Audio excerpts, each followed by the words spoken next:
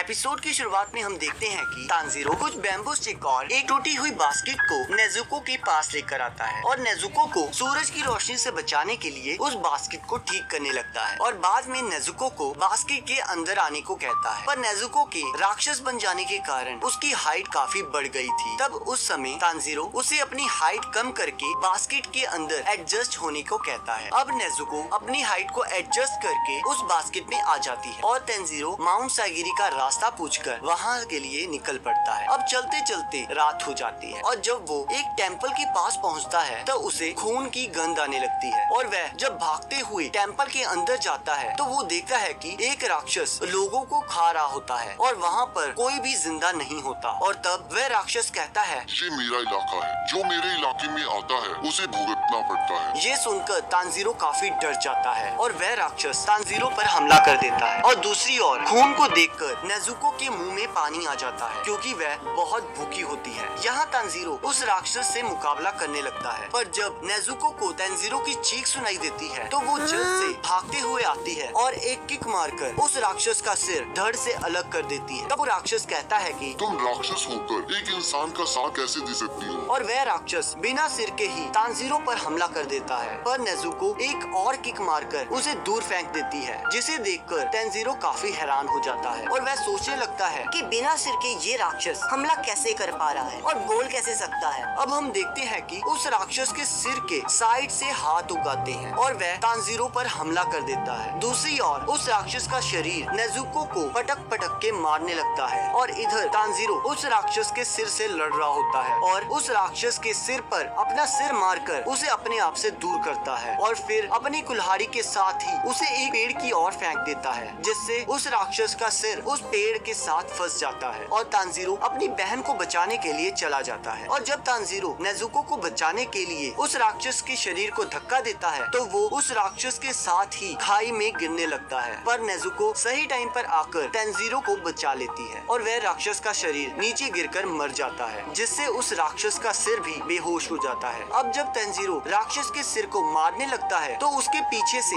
एक आदमी आता है और कहता है, ये इससे नहीं मरेगा। और उसके बाद तांजीरो के पूछने पर वो आदमी कहता है, तुम खुद सोचो इसे कैसे मारा जा सकता है। और तब तांजीरो एक पत्थर लेकर आता है। अभी वो उस राक्षस को मारने की हिम्मत बटोर ही रहा होता है कि तब वह आदमी सोचता है, ये लड़का कितना दयालु है, इसके सामने राक्षस है पर फिर भी ये कोई भी फैसला नहीं ले पा रहा। मुझे नहीं लगता ये इसे मार पाएगा। और तब हम देखते हैं कि सुबह हो जाती है और वह राक्षस सूरज की रोशनी की वजह से जल के मर जाता है। ये देखकर तांजीरो काफी शॉक हो जाता है कि कैसे राक्षस बस थोड़ी सी सनलाइट से जल के मर गया। उसके बाद वह अपनी बहन को ढूंढने लगता है और उसे टेम्पल के अंदर सेफ पाकर रिलैक्स हो जाता है। अब वो सोचने लगता है कि वो आदमी कहाँ गया। अब तांजीरो टेम्पल के बाहर आ जाता है जहाँ वो आदमी बैठकर प्रार्थना कर रहा होता है और वो आदमी बताता है कि उसका नाम सकांजी उरुकोदाकी है और पूछता है कि क्या तुम वही हो जिसे गियू टोमियाका ने भेजा है? तब तांजीरो बताता है, हाँ मैं वही हूँ। तब वो आदमी पूछता है कि क्या होगा अगर तुम्हारी बहन किसी इंसान को खा ले? यह सुनकर तांजीरो शॉक हो जाता है। तो वो आदमी तांजीरो के पास आकर उसके एक थप्पड़ मार देता है और कहता है, तुम डिसीजन लेने में बहुत स्लो हो, इसलिए तुम उस राक्षस को सुबह होने से पहले नहीं मार सकी। तुम्हें पता है तुम मेरे इतने सिंपल सवाल का जवाब क्यों नहीं दे पाए? तो मैं बताता हूँ, क्योंकि तुम्हारा संकल्प बहुत कमजोर है। तुम दो चीजें कर सकते हो अगर तुम्हारी बहन किसी इंसान को खा लेती है। पहला तो तुम उसे मार दो और खुद भी मर जाओ, और दूसरा कि तुम ऐसा कभी होने ही ना दो। क्या तुम्हें समझ आ गया? तो तांजीरो कहता है, हाँ। तो वो आदमी कहता है, चलो ठीक है, मैं तुम्हारा टेस्ट लूंगा कि तुम डेमन स्लेयर कॉर्प्स के मेंबर बनने के लिए सही हो या नहीं। चलो अपनी बहन को उठाओ और मेरे साथ चलो। अब दोनों भागते भागते उस आदमी के घर पहुंच जाते हैं और तब वह आदमी तांजीरो को कहता है कि तुम्हारे टेस्ट के लिए हमें पहाड़ पर जाना होगा और मैं वादा करता हूँ जब तक तुम वापस आओगे तब तक मैं तुम्हारी बहन का ध्यान रखूंगा। उसके बाद दोनों पहाड़ की ओर निकल जाते हैं जहाँ बहुत ज्यादा अंधेरा होता है और सांस लेने में भी मुश्किल हो रही होती है। तब वह आदमी तांजीरो को कहता है कि तुम्हें सुबह होने से पहले मेरे घर के पास पहुँचना होगा, वो भी अकेले। ये कहकर वह आदमी धुंध में कहीं गायब हो जाता है। पहले तो तांजीरो को लगता है कि मैं आसानी से उस आदमी की स्मेल से रास्ता पता कर लूंगा और वो पहाड़ से उतरना शुरू कर देता है, पर तभी वह एक ट्रैप में फंस जाता है। तब उसे समझ आता है कि असली टेस्ट ये है, उसे इन सभी ट्रैप्स को पार करके सुबह तक नीचे पहुंच जाना है और वो बड़ी मुश्किल से सभी ट्रैप्स को पार करते हुए आखिरकार उस आदमी के वह घर पहुंच जाता है। इस बीच उसे बहुत चोटें आई होती हैं। ये देखकर वह आदमी कहता है आज से तुम मेरे शिष्य हो। तो इसी के साथ सेकंड एपिसोड खत्म हो जाता है। बाकी अगले एपिसोड को देखने के लिए आपकी स्क्रीन पर एक वीडियो आ रही है, आप उस पर क्लिक करके अगले एपिसोड को देख सकते हैं।